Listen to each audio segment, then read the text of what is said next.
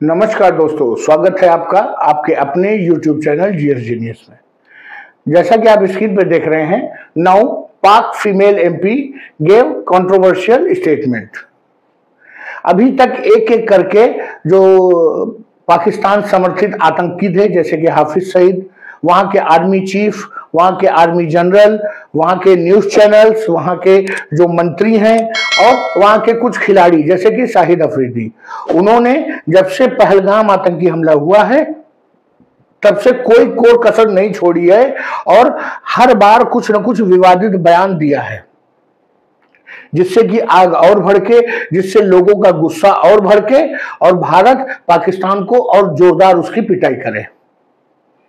अब उसी कड़ी में एक ये पाकिस्तान की जो है महिला सांसद हैं, जिन्होंने एक बहुत ही बेहुदा, बहुत ही भद्दा, बहुत ही विवादित बयान दिया है।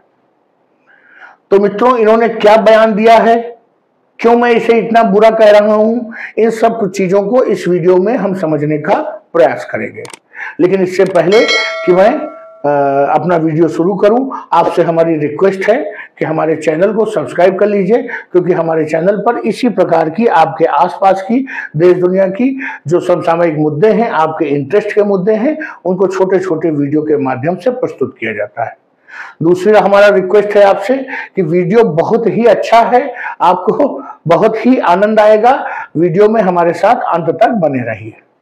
तो चलिए मित्रों, देखते हैं कि ये कौन है। ये जो महिला सांसद हैं, ये पंजाब प्रांत से, और जो बिलावल भुट्टो की पार्टी है पीपीपी, उसकी एक सांसद हैं जो पंजाब में महिला कोटे से सिलेक्ट होकर आई हैं। अक्सर विवादों में रहते हैं अपने व्यक्तिगत जीवन के चलते। कुछ इन्होंने ऐसी शादी की, शादी को कई साल तक छुपाए रखा, फिर एक इनको बच्चा हो गया, 3 साल तक उसको छुपाए रखा। ये सब चीजें इनके साथ जुड़ी रही हैं। काफी सुंदर हैं, लेकिन जैसे कि आमतौर पर देखने में आता है कि जो सुंदर चेहरे होते हैं उनके पीछे दिमाग बहुत छोटा होता है। और ऐसा ही कुछ ये पाकिस्तान की सांसद है पलवशा खान। मुझे नहीं लगता ये उर्दू शब्द है, ये अरबी फारसी शब्द हो सकता है, और हो सकता है कि मैं कुछ गलत उच्चारण कर रहा हूं, तो इसके लिए मुझे माफ करिएगा। लेकिन ये है पलवशा खान।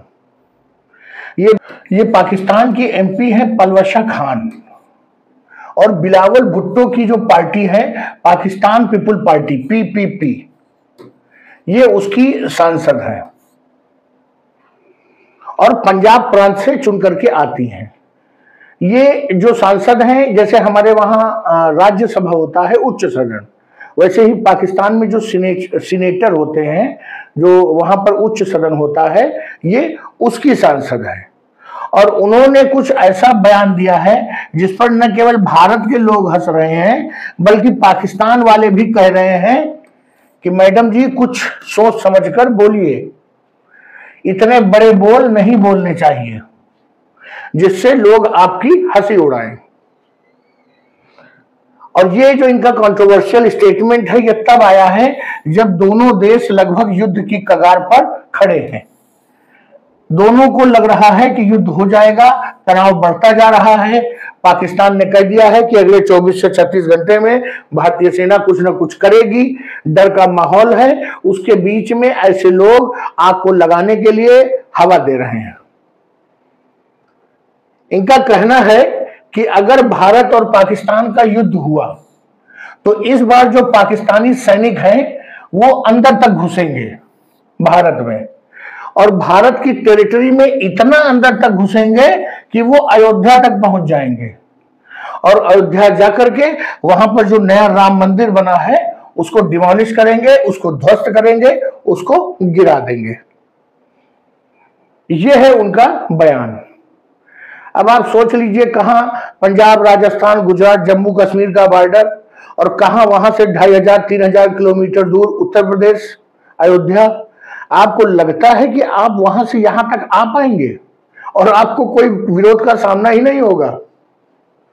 उन्होंने और कहा कि जो रावलपिंडी के सैनिक हैं, मतलब सारे पाकिस्तानी सैनिक नहीं, ये जो पंजाब का, पाकिस्तान का पंजाब है, वो अपने आप में एक अलग ही अपने को मानते हैं। उनका कहना है कि जो पंजाब के जो रावलपिंडी के सैनिक हैं वही जाकर के अयोध्या में जब ये राम मंदिर को गिराएंगे तो नई बाबरी मस्जिद का जो है नींव रखेंगे, उनमें ईंटें लगाएंगे। और जो पाकिस्तान के सेना प्रमुख है असीम मुनीर, वो वहां पर जाकर के पहली नमाज अदा करेंगे। आप देखते चलिए कितने बड़े बोल हैं। पहले मंदिर गिराएंगे, फिर वहां पे नींव में ईंटें रखेंगे, मस्जिद बनाएंगे और फिर असीम मुनीर उसमें नमाज पढ़ेंगे। और ये सब अगर होने में 2-4-6 महीना लग गया तो भारत सरकार, भारत की सेना, भारत के लोग कुछ करेंगे ही नहीं। उनको स्वागत करेंगे कि आइए करिए आके। उन्होंने एक बात और कही है कि कोई भी भारत के लोग जो हैं, भारत की सेना पाकिस्तान को जो है अंडर एस्टिमेट न करे। भले पाकिस्तान की जो आर्मी है वो केवल 7 लाख की है, लेकिन पाकिस्तान में 250 मिलियन अर्थात 25 करोड़ की आबादी है जो अपनी सेना के साथ खड़ी है और उसके साथ मिलकर के भारत से लड़ेगी। ये सब जो है भारतीय आर्मी को टारगेट कर रहे हैं, चाहे वो शाहिद अफरीदी कर रहे हो, चाहे उनके मंत्री कर रहे हो, या चाहे ये जो पलवशा खान है वो कर रही हो। ये और कुछ नहीं है, एक प्रकार का माइंड गेम खेल रहे हैं जिससे कि लोग यहां पर मायूस हों, लोगों में चिंता जगे और इंडियन आर्मी का हौसला डाउन हो। क्योंकि जो इंडियन आर्मी की ताकत है वो यहाँ की जनता से है, हमसे, आपसे है। अगर हम और आप मोटिवेटेड रहेंगे तो इंडियन आर्मी मजबूत बनी रहेगी। वो ये भूल गई है सब कहते हुए कि जो भारत की सेना है, जो इंडियन आर्मी है और यहाँ की जो पैरामिलिट्री फोर्सेस हैं, बीएसएफ, सीआरपीएफ, सीआईएसएफ और राज्य की पैरामिलिट्री फोर्सेस हैं, उनकी संख्या इतनी ज्यादा है कि ये 7 लाख और ये 25 करोड़, इन सब से केवल हमारी सेना, हमारी पैरामिलिट्री फोर्स, हमारी जो राज्य की पुलिस, ये सभी जो हैं इनसे निपट सकती हैं। जो भारत की करीब 1 अरब 50 करोड़ की आबादी है उसको तो कुछ करने की जरूरत ही नहीं पड़ेगी।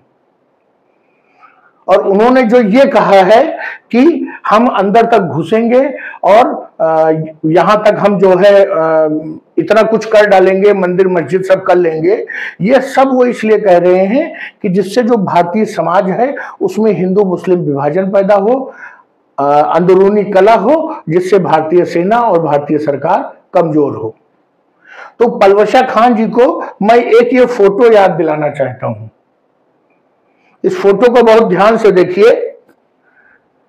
ये जो है ये आप में से ही कोई एक है।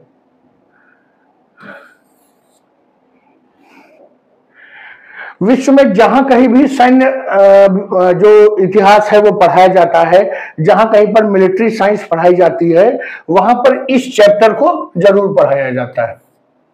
भारत में किसी भी आर्मी ऑफिसर के घर चले जाइए, वहां पर ये फोटो आपको टंगी हुई जरूर मिलेगी। इतिहास गवाह है कि हमने ऐसी जो है कायर सेना के 93,000 सैनिकों का समर्पण कराया था।